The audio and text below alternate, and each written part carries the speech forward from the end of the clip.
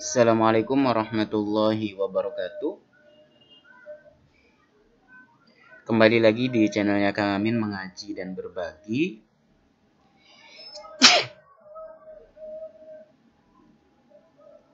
Alhamdulillah, pada kesempatan kali ini kita melanjutkan kembali yaitu rangkuman kajian ilmu mantik, ilmu logika. Setelah hampir 2 bulan ya kita jeda karena berbagai hal. Jadi pada kesempatan kali ini kita akan membahas ad-dilalah. Ini merupakan pertemuan yang keempat, ad-dilalah. Jadi ilmu mantik itu membahas fil ma'ani dalam masalah makna ya. Jadi yang menjadi objek utama pada kajian ilmu mantik yaitu dia mengkaji secara maknanya. Wala yabahasu fil alfad. Dia tidak membahas mengenai lafadznya. Ka'ulumil lughatil arabiyyah wal qiraat wa ghairiha, seperti ya, ilmu bahasa, nahwu, shorof, ya, balaghah. Nah, kalau misal nahwu shorof dia mengkaji tentang susunan, bangunan kalimat. Tapi kalau ilmu mantik dia sudah tidak lagi membahas tentang bangunan kalimatnya itu, melainkan langsung maknanya. Apa yang dikehendaki oleh si mu'allif, oleh si penulis. Apa sih yang mau disampaikan oleh Tuhan di dalam firman-Nya? Nah, jadi kayak gitu, tidak lagi berbicara mengenai susunan bangunan kalimatnya. Ini menjadi mubtada, ini menjadi khobar, dan lain sebagainya. Ya. Jadi objek pada kajian ilmu mantik yaitu dia membahas tentang maknanya. Fakullu wadha'ifil mantiki murtabitatun bil ma'ani. Setiap tugas daripada ilmu mantik yaitu berkaitan dengan makna. Jelas ya sampai di situ. Nah, di sini makna dilalah, ad-dilalah hiya kaunu syai'. Adanya sesuatu bihalatin, dengan sebab keadaan, yalzamu minal ilmi bihi ala ilmu bisyai'in akhar. Yang mengharuskan dengan mengetahui itu kita bisa mengetahui sesuatu yang lain. Ketika misal saya tahu Zaid, saya mengenal Zaid. Dari saya mengenal Zaid, saya sekaligus tahu kalau Zaid itu orang Cirebon. Nah, kayak gitu. Misal, hari ini itu puasa. Karena ini masih bulan Ramadan. Karena ini puasa, artinya tidak boleh makan. Jadi dengan mengetahui sesuatu itu bisa menyebabkan mengetahui sesuatu yang lain. Itulah yang disebut dengan dilalah. Nah, kemudian wasyai'ul awal disebut dengan dal, dan yang kedua disebut dengan madlul. Kaitan antara dal dan madlul disebut dilalah. Nah, di sini ada contoh fahina tadkhulul matbah. Ketika kamu teman-teman masuk ke dapur, wataro al-iftar mujhizan ala tawilah. Dan kamu mendapati makanan udah mujhizan, sudah siap saji ala tawilah, di meja makan. Nah, apa yang teman-teman dapati? Ya? Hal ta'taqid anna ahadan fa'ala dzalik am anna ta'am ijtama'a bi nafsihi wa kawwana iftaran. Apakah teman-teman meyakini ada seseorang yang meletakkan makanan tersebut di meja makan, atau makanan itu ya dengan sendirinya gitu loh, dengan sendirinya kawana, ya membuat sendiri gitu loh. Membuat sendiri tiba-tiba jadi ada di meja makan. Otomatis kita secara rasional, secara akal kita menolak. Ya. Pasti ini ada orang yang menyiapkan makanan di meja makan. Nggak mungkin kan. Akal kita akan menolak ketika makanan itu tiba-tiba dengan sendirinya menyiapkan langsung jadi, ya, jelegedeg, ya, bahasa Cirebonnya jelegedeg, langsung tiba-tiba jadi. Nah, pasti gitu loh kan. Di sini ada dilalah. Nah, bisa dilalah akli, ya secara rasional kita menolak. Ya. Untuk makanan itu hadir tiba-tiba, pasti ini gitu loh, secara rasional ada yang menyiapkan. Nah, itu ya makna dilalah tadi. Kemudian anwa'ud dilalah. Jadi dilalah di sini nanti ada 4 ya. Ada dilalah akliyah, tabi'iyah, syar'iyah, dan wad'iyah. Masuk pada dilalah yang pertama, yaitu dilalah akliyah. Apa itu? Hiya anna fama biwasitatil aql. Jadi kita memahami dilalah tersebut dengan perantara akal. Anna hadza syai', sesuatu ini ya dulluna ala dzalika syai', yaitu menunjukkan terhadap sesuatu itu. Kayak misal tadi contohnya, yaitu tiba-tiba ada makanan di meja makan.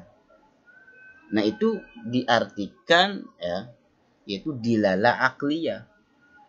Otomatis ya, pasti ini makanan ini ada yang menyiapkan.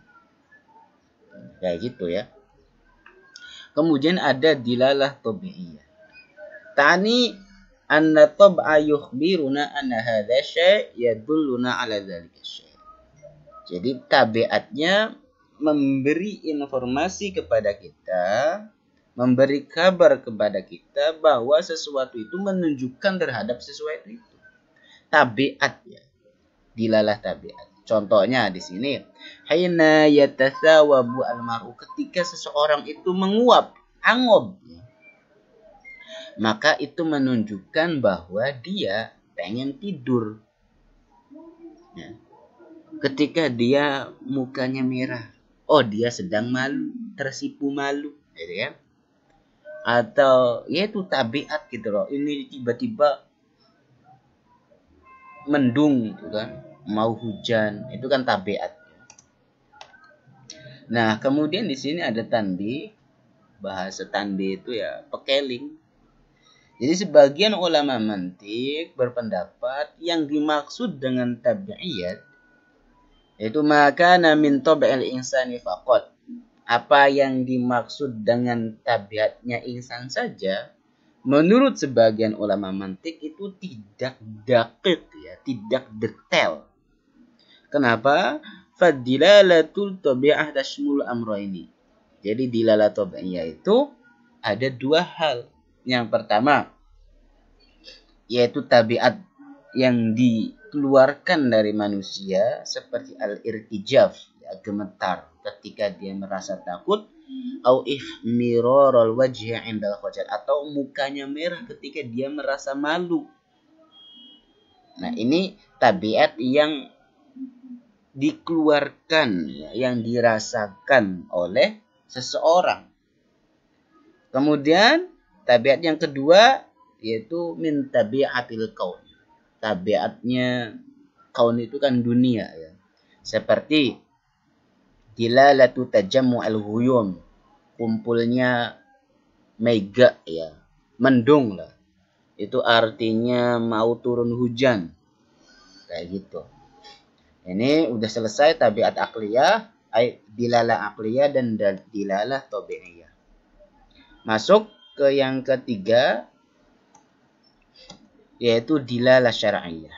Ya ayadulla syai' ala syai'in akhar min khilal ikhbar syara'.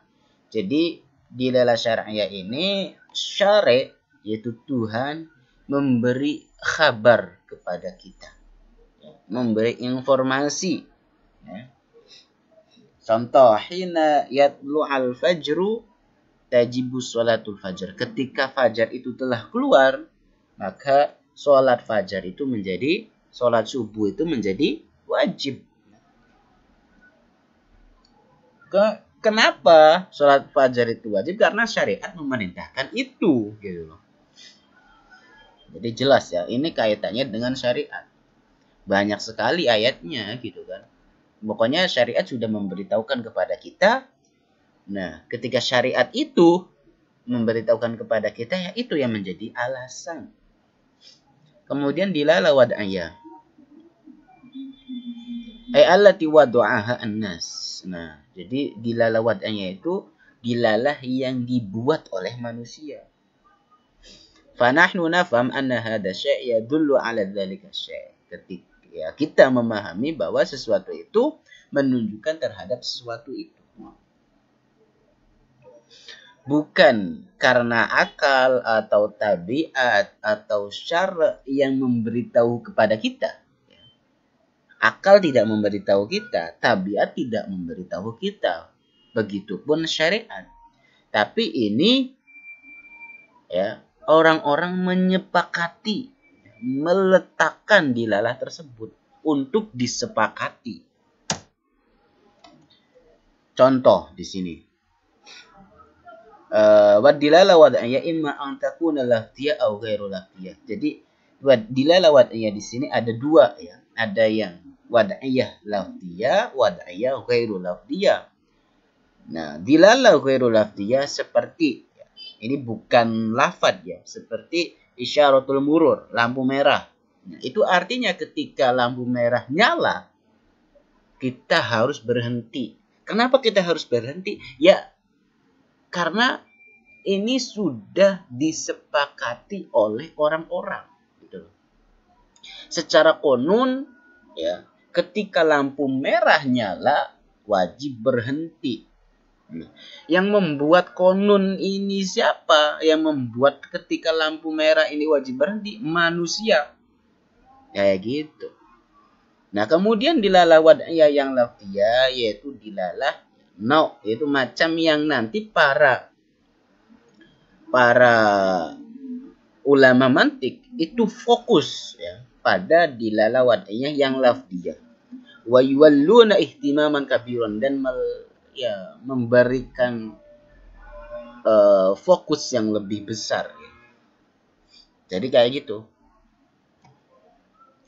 Nah, jadi dilalah itu nanti ada dilalah akliyah, dilalah yang akal memberitahu kita. Kalau ini akal, dilalah tabiat tadi, tabiat yang memberitahu kita. Dilalah syariah yaitu dilalah yang dari syariat kita dapat mengetahui. Ya. Nah, kalau misal dilalah wad'iyah yaitu dilalah yang disepakati oleh orang-orang. Nanti dilalah laftiyah dan dilalah ghairu laftiyah. Dilalah laftiyah nanti ilmul mantik yahtamu bihadzal qism. Jadi itu untuk masalah dilalah ya. Sangat jelas, mudah-mudahan ada manfaatnya. Akhirul kalam, wallahul muwaffiq. Assalamualaikum warahmatullahi wabarakatuh.